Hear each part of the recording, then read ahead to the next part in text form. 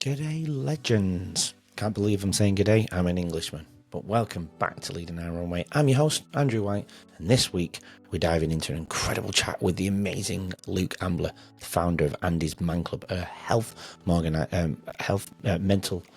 men's mental health organisation in the UK, doing incredible things. Check it out. He's the creator of the hashtag ITSOKAYTOTALK. Over 100 million people. Make sure we share it even more. Incredible. Anyway, we're going to share his professional journey of playing rugby to create one of the UK's most impactful men's mental health movements ever.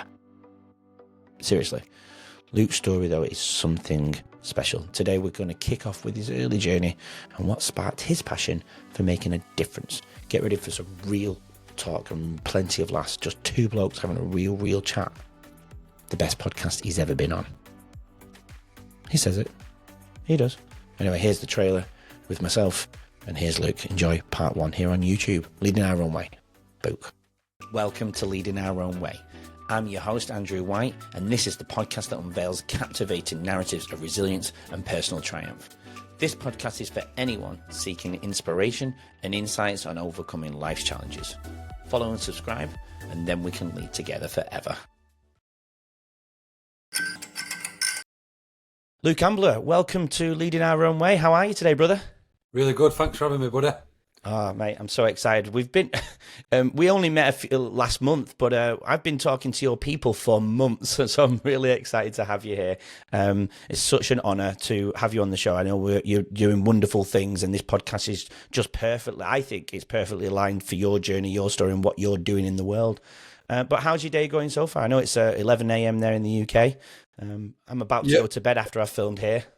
Yeah, that's mad, isn't it? We're complete on other ends of his days, aren't we? So I've just, as you can tell, I'm still a little bit wet, actually. I've just jumped out of the shower because I've just been on the turbo trainer. I'm training for all 5 UK Ironman events this year, plus 5 other events.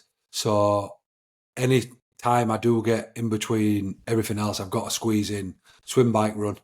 And this morning, usually on a Monday morning, I'm up. I have an SLT meeting for Andy's Man Club, and while on that, I go on my bike. So it were a push against the clock today, so still catching my breath. Well, I'm glad you can squeeze me. I really appreciate it. That's awesome. And we'll actually, because you have a bit of a morning routine, so we'll get into that, won't we? You have a bit of a Wellbeing session, I believe, in the morning. Is that right? Am I totally getting that wrong? Evening routine. I'm big on evening routine. Oh, does that work for you?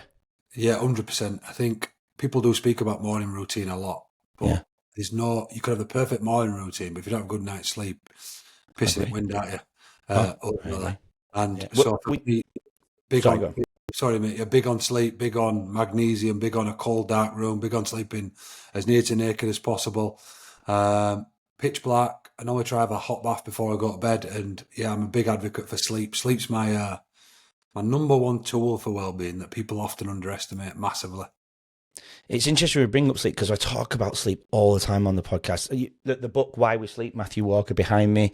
You might have read that one. It's a great book. Actually, since I spoke to you last, I bought a grounding mat. Nice. Put it on the bed. Love that.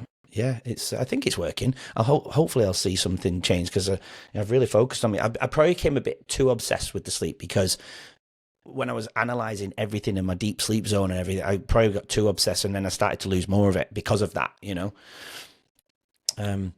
So anyway, we kind of got off track there. Welcome to the show. We're back to the beginning.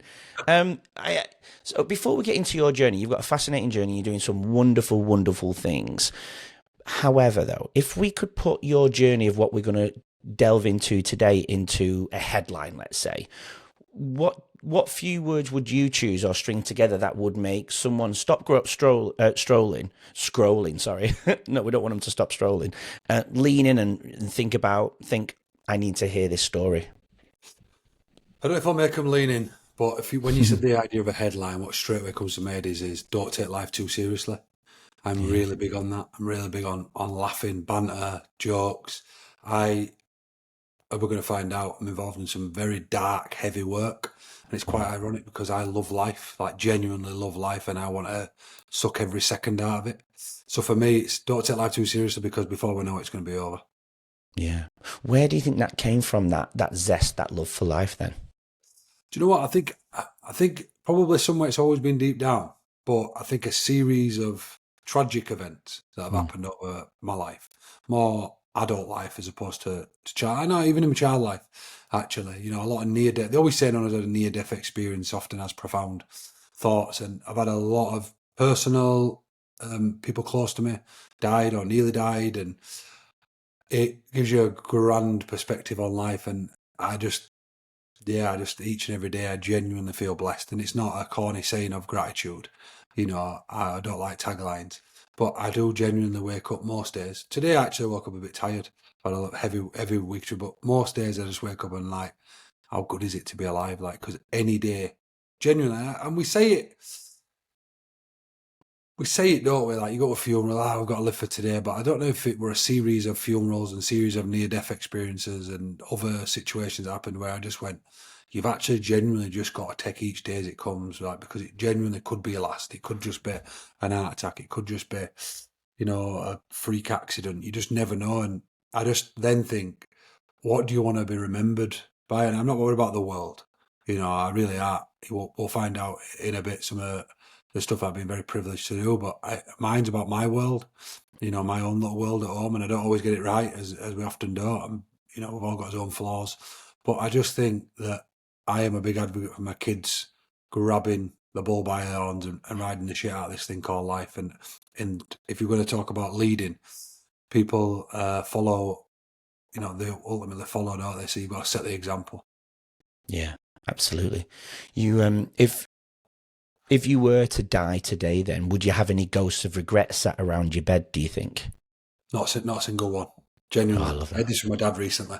One of my best friend in the world, his old man died tragically by an heart attack, and you know they hadn't seen each other that much. You know, they hadn't done as much. Well, definitely nowhere near as much as my dad. My dad's like my best pal. I've got Tenerife with him next week for his 60th to take him cycling Mount Teeder. You know, we've got a Nice. love of cycling now together after his love of rugby league. And I said to him, went up for a walk at Malm, I says, let's be content in the fact that we've done it. You know, we'll still do lots more, but if either of us goes one day, let's be cool. And I think about that a lot. There's things that I would regret not being able to see, Yeah. but nothing that I would regret changing, because I often think that we've all made mistakes, right? And there's, you know, it's easy once you get to a place in your life to say, well, you know, this is who I am now. And, you know, there might have been people who've been hurt or people who've been affected or whatever. Unfortunately, that not necessarily anything I've ever done is really deeply affecting or negatively. But I just think that actually, if all the series of events wouldn't happen how they did, would I think and act like I do now? And would I be able to give to the world what I do now? And would my perspective be what it is now? So then I think, why would I ever want to change any of it? There's a great movie called The Butterfly Effect of Ashton Kutcher. You might have seen it. And you Yeah. can do it back in the day of DVDs. You used to be able to change the ending. Did you ever see that? I heard about that, yeah, but I All don't the think I recall doing it. Yeah. You could change scenarios, so where he'd walk in and see something, or where he wouldn't, and then what the effect of that would have later on in the line. And I Yeah. often think that used to be one of my best movies, because I used to think that that is a great analogy for life, isn't it? Yeah. If you would have changed the decision, would you be with the partner you're with now? Would you have had the kids when you had them? Would your life be like it is? And good or bad, we've all made a series of choices that puts us where we are today, doesn't it? Yeah. Yeah, it really does. So, what do you think then your pivotal moment was to, and I know we're going to get into it, but while we're on the topic, what do you think that pivotal moment led you to doing what you do today, which we're going to get into in a second? So there's been a series of them. The one that actually got me into what I'm actually into now. Well, again, I guess it's what we're alluding to, because I'm just thinking back now as you've asked that. I've never really thought about it like that. Each little bit that happened got me into another area of that. So we can delve deeper in a sec. But my mum had a car crash when I was 8. Mhm. She got a severe mental illness where she has drop attacks, a rare condition called NEAD, non-epileptic attack disorder. So I've Yeah. seen my mum, you know, she's had these drop attacks for 30 years now. Drop Um, attacks. Never heard of that. so she lives in a little disabled bungalow, because if she falls downstairs, a good chance she can die. She's not allowed a bath in case she falls in bath. She's not Yeah. allowed carpets. When she falls on carpets, it rips the skin off her arms and face. So as a result of her illness, felt poor mental health. At the same time of dealing with that, I comfort it. So I were a big kid go to school, and I had an hard time, and I made a promise that if I made it as a professional rugby player, that I would go back and help kids like me. And I did that. So when I became a professional rugby player, I started going back and helping kids like me. The ones in class who wasn't flipping tables or getting in trouble or in behavioural units. Not that they don't have their own traumas, but there were a lot of kids who were just going to school. They had a lot going on. My parents had separated. Mum had a car crash. I was having a hard time at school, but I was just going about my business. No one knew about it, but I had a bit of an hard time. And I thought there'd be kids like that in that class, just like me, who I will be a connector to let them know it's going to be okay. Then years later, I played for the Leeds Rhinos, which were beyond a dream come true. You know, getting to play for world champions at the time were like, wow, talk about, potential imposter syndrome, surrounded by some of the world's best players. Yeah. After playing there for a bit, I get let go, and weirdly, until you delve down self-discovery, we go back to his old habits, don't we? Which for me was putting a mask back on, pretending we were okay, comfort eating, couldn't get a team at League Below, pushed people away, pushed my partner away, broke up, got an altercation one night with some doormen, found myself sat in a police cell, asking myself, why me? So a pivotal moment come when I stopped asking shit questions of myself, stopped playing victim, and I said to myself, instead of keeping saying, why me? You need to look at what you're going to do, and what are you going to do about it? Take accountability for your own shit here. So I said, what's next? And that sort of then delved me into going around and try to give these personal development messages that I'd been learning about to schools and businesses and prisons, and that's sort of where that ended up. And then obviously years later, when I was in probably the best mental, physical, financial position I'd ever been in life, tragically my brother-in-law, who was just over your left shoulder there, tragically took his life, which then led me to starting This Andy's big Man picture. Club. There he is. Love that. Yeah. Big picture of Andy. When Andy tragically took his life, set up a movement called Andy's Man Club, and It's Okay to Talk. Yeah. And then another element, and I'm sort of flying through these. I've never done it like this, which is really nice actually. I've got two daughters and a stepson, and my two daughters, when they were both, when my partner was pregnant with them both, the first one, she had an asthma attack, which left her, but a really bad asthma attack where her oxygen level was plummeted, and she got declared critically ill, intensive care, and it was touch and go with her. I remember saying to the doctor, I was a baby, and he said, look, listen, baby's least of your worries right now, your partner's critical. Ringing on, you need to get them on here. There's a 5-minute window, it's going to go either way. They managed to save her life, so I won't dramatise that, but it were a horrendous moment.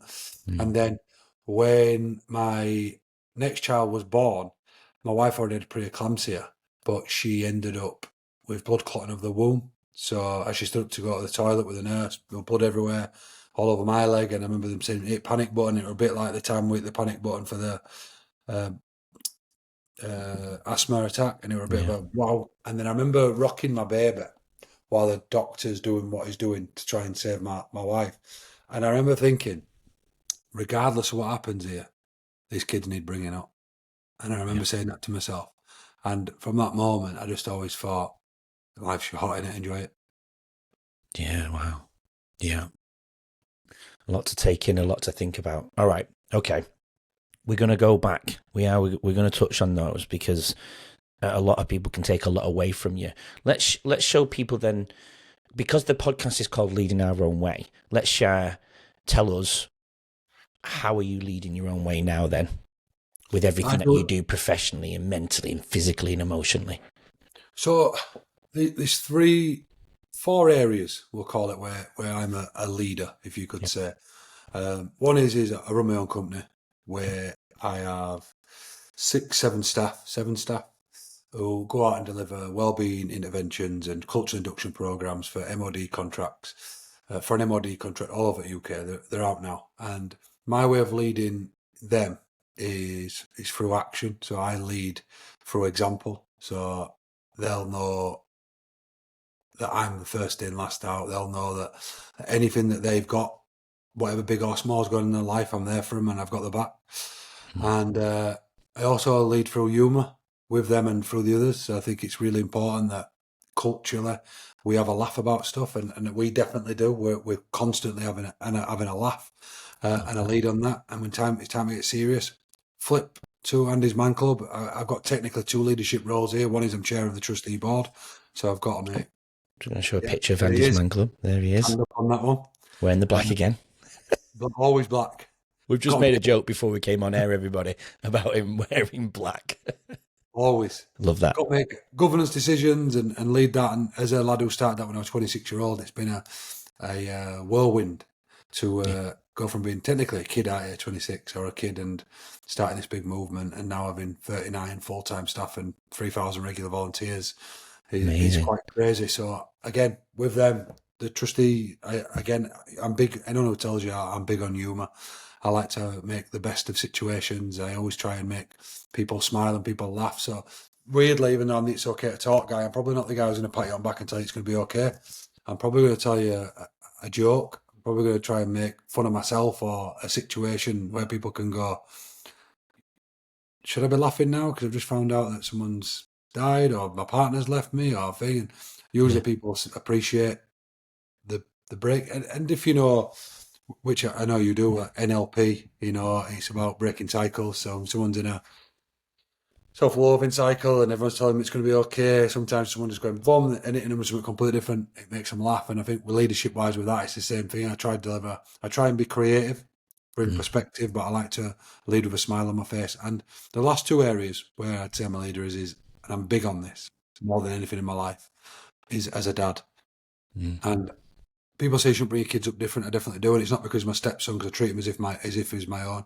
But I feel that we're in a world now where young boys aren't treated as young men, and we are trading up as replacements. And he does need to be leader of a family one day, and that is from someone who's got massive admiration for my mum, for my wife, for my kids, my daughters, who I think put on a pedestal. And it's not a over toxic masculinity thing to say, but I think the world still needs strong men, and I think we're often, because of the Andrew Tate phenomenon and other people, where people have now made it really actually bad to be a strong white male for some reason. And I think actually we still need them in society. So for him, I'm really proud of where he's at. I challenge him constantly without being too much on him, but I challenge him to be better, you know, and that whether that be school. We don't call it discipline. We have standards in his house. We're big on standards, how we conduct ourselves, how we speak to each other, get in school on time, how we handle his homework, how we have conversations with teachers. You know, he's into CrossFit, he's into running, and he's got some very high standards. My daughter's the same though. They love training. I'm big on them with standards. It's something that we're big on. And then finally, I think you got to lead yourself. If you want to lead others, you got to lead yourself. And for me, I never want to get caught out. And what I mean by that is I believe sometimes people can have different personalities on social media or publicly and in their private life. And I try and be as real and raw as possible. Obviously, some stuff, you know, an argument with your partner doesn't need to be in plain sight. Join us tomorrow to hear more from today's incredible guests and learn valuable insights to help you lead your own way. Don't forget to subscribe. We'll see you then.